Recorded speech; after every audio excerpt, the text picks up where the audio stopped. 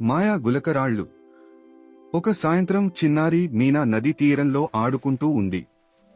అకస్మాత్తుగా గులకరాళ్ల మధ్య ఒక చిన్న కాంతి మెరిసింది. ఆసక్తిగా ఆమె దగ్గరకు వెళ్లి చూసింది. అది ఒక చిన్న వెలుగొందే గులకరాయి. దాన్ని చేతిలో పట్టుకోగానే ఓ మృదువైన వేడి అనిపించింది. అప్పుడే ఓ మెల్లని స్వరం ఆ గులకరాయి నుండి వినిపించింది. ధన్యవాదాలు చెప్పు, మాయను చూడు. మీనా నవ్వుతూ, ఈ అందమైన రోజుకి ధన్యవాదాలు అంది.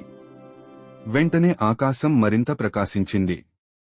రంగురంగుల సీతాకోకచిలుకలు ఆమె చుట్టూ ఎగిరాయి.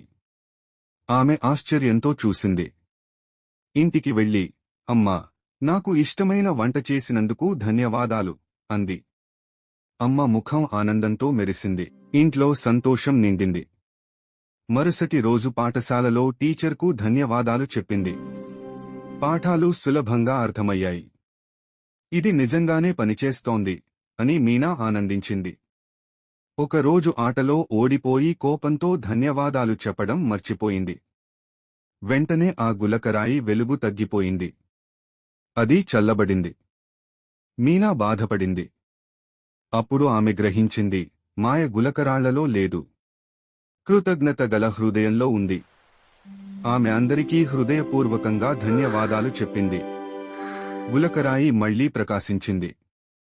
నీతి: కృతజ్ఞత గల హృదయం నిజమైన మాయను సృష్టిస్తుంది.